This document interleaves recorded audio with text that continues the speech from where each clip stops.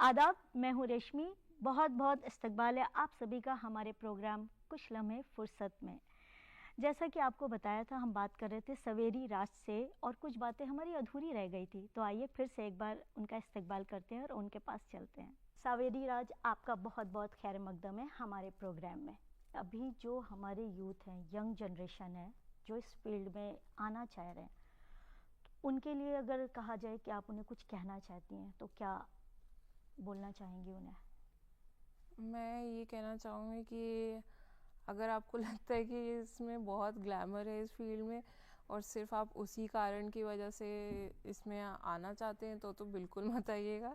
अगर आपको सच में कला और फैशन से प्रेम है तब आप इसके बारे में आइए और आपके अंदर वो है जज्बा कि आप अनपेड इंटर्नशिप्स कर सकें, आप बॉस की डांट सुन सकें, आप हर तरह के एनवायरनमेंट अच्छा। में हर तरह के लोगों के साथ काम कर सकें, क्योंकि यहाँ पे इतनी हाई सैलरीज नहीं होती हैं इनिशियली और इकोनॉमिकली भी संपन्न फैमिलीज़ के लोग ज़्यादातर ही कर पाते हैं। ये हकीकत है, क्योंकि जो अगर मैं आपको बताऊं कि जो जूनियर डिज़ाइनर है इंडिया में उसकी स्टार्टिंग सैलरी 2015 में भी 25,000 थी, आज भी 25,000 है। अच्छा। तो इतनी ये इतना प्रॉफिट मतलब इतना उस तरह से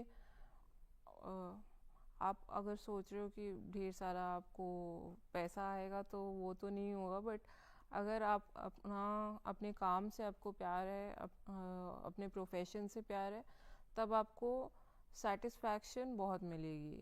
हाँ, ये भी बात है और ये भी हो सकता है आपको बहुत से लोग देख के चाहते हो, भाई उनको आपका काम पसंद आता हो, वो चाहते हो मैं भी इस फील्ड में आऊँ। हाँ। जी और कोई अपना ब्रांड ज़ीरो से स्टार्ट करना चाहता है, जी।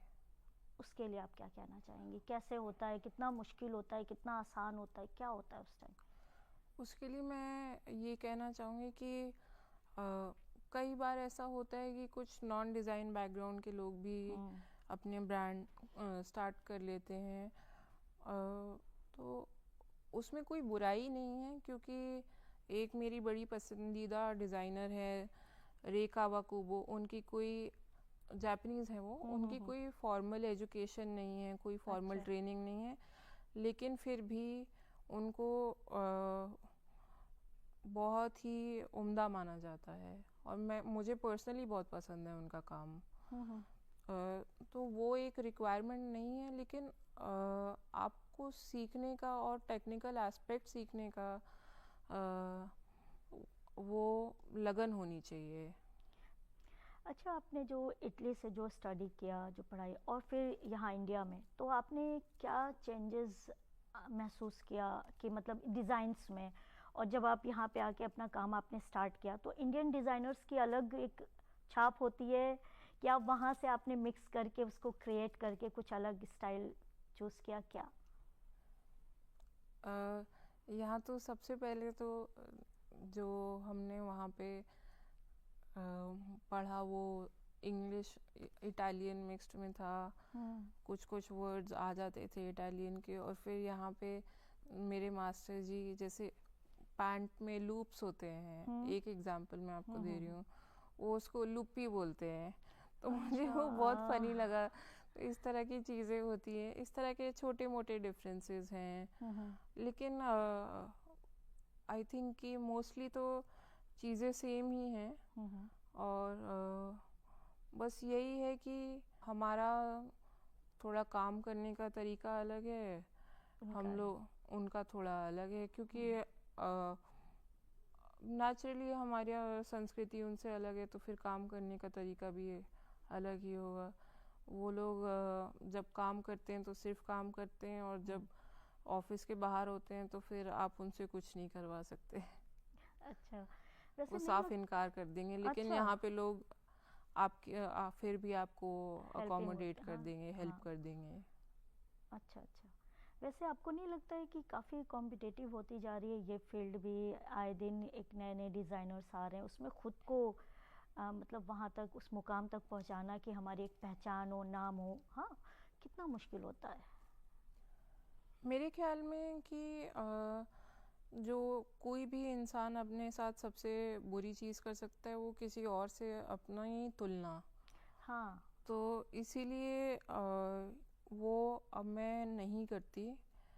और मुझे ऐसे लगता है कि मैं एक अलग ही इंडिविजुअल हूँ, मेरे अलग एक्सपीरियंसेस रहे हैं ज़िंदगी में, और मेरा सोचने का तरीका अलग है। और जब आपका सब कुछ ये सब अलग है तो आपका एक नज़रिया भी अलग है, तो आप जो डिज़ाइन करेंगे वो भी अलग ही होगा, जाहिर सी बात है।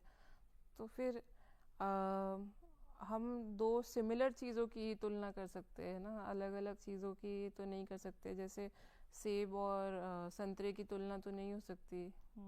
तो जब हम ऑलरेडी उस माहौल से निकलते हैं जहाँ हमने इतना ज़्यादा स्ट्रिक्ट रूल फॉलो किया हो, तो फिर परेशानी का सामना नहीं करना पड़ता है जी।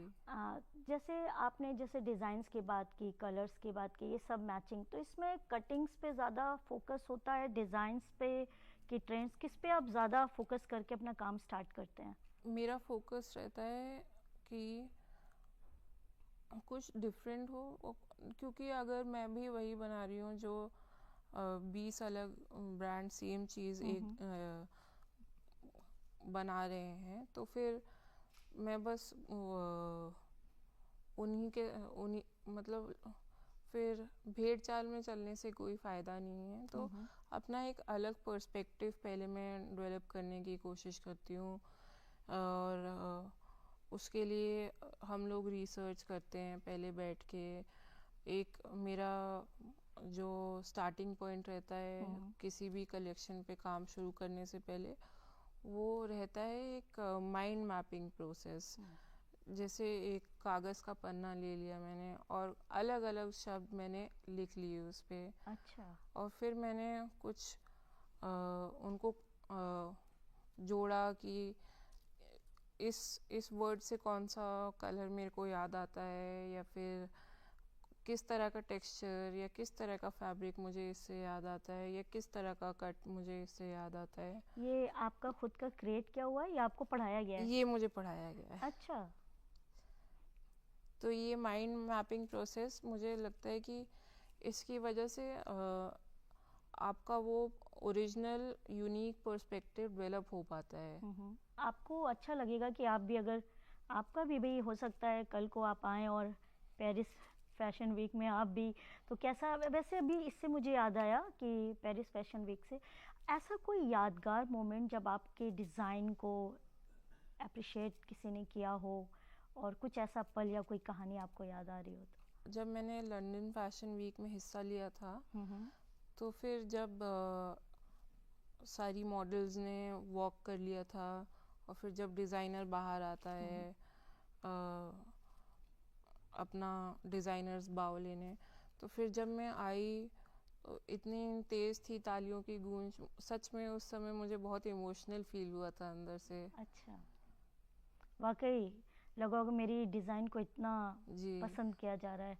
कोई ऐसा मोमेंट वाकई जो जब आपको किसी, जैसे कोई मेंटोर है या कोई होता नहीं है, उसने आपको जब बहुत तारीफ़ की हो या कुछ हो और दिल से काफ़ी, मतलब होता नहीं है कि लगे कि वाह, कि ऐसा कुछ एक्सपीरियंस? मेरी एक टीचर थी, वो फ्रेंच लेडी थी, फ्रांस की थी, और वो भी काफ़ी यंग थी और अपनी एज के हिसाब से उन्होंने बहुत कुछ अचीव किया हुआ था। तो मैं उन्हें बहुत ज़्यादा एडमायर करती थी, वो मुझे बहुत पसंद थी, और वो बहुत स्वीट भी थी। तो बट उनकी थोड़ी इंग्लिश कमज़ोर थी, क्योंकि वो फ्रेंच थी और उनकी मातृभाषा फ्रेंच थी। प्रोफेशनली भी उनको ज़रूरत नहीं पड़ती थी ज़्यादा इंग्लिश की। तो उन्होंने मुझे बोला कि एक बार ही उन्होंने मुझे बोला कि तुम्हारे अंदर इतनी प्रतिभा है, मैं चाहती हूँ कि तुम उसको बाहर निकालो। तो फिर वो मुझे बहुत अभी तक याद है वो, और इस किस्से को हो चुके हैं काफ़ी साल। घर वालों का कितना सपोर्ट था जब आपने ये स्टार्ट किया? घर वालों का बहुत सपोर्ट था, बहुत ज़्यादा, इमोशनल, फाइनेंशियल, हर तरह से। अगर मेरे घर वाले मुझे सपोर्ट नहीं करते तो मैंने तो इकोनॉमिक्स में अपना बैचलर्स किया था। तो अच्छा। फिर मुझे भी शायद वही करना पड़ता जो बाकी अच्छा, मेरे जैसे क्लासमेट्स कर रहे हैं। इकोनॉमिक्स से बैचलर करने के बाद आप फैशन की फील्ड में आ गई, जी। ये एकदम से टर्न क्यों मारा? क्या मतलब जहन में एकदम से आ गया कि इस फील्ड में जाना है, किसी ने कहा था? बात कुछ ऐसी है कि जब मैं 12th क्लास में थी, मेरा मन तो था कि मैं नेफ्ट और एनआईडी के एंट्रेंस के लिए अपीयर करूं। बट तब फिर डेट्स निकल चुकी थी, फिर मेरे बोर्ड्स में अच्छे मार्क्स आ गए, अच्छे कॉलेज में एडमिशन हो गया। फिर मुझे लगा कि कर लेते हैं, क्या हो गया। लेकिन फिर वो करते करते समझ आया कि हाँ, ये मेरे लिए तो नहीं बना। हाँ, जहाँ पे दिल लगे कि हाँ ये मेरे हाँ लिए, वहीं रुक जाना चाहिए। जैसे फैशन के फील्ड में आपका, मैं यही चाहती हूँ कि आप ऐसे ही कामयाबी की बुलंदियों को जी। छूती रहें और आपकी क्रिएशन को ऐसे ही पसंद किया जाए। आप स्टूडियो में आई, आपने इतनी दिलचस्प बातें की, इसके लिए तहे दिल से शुक्रिया।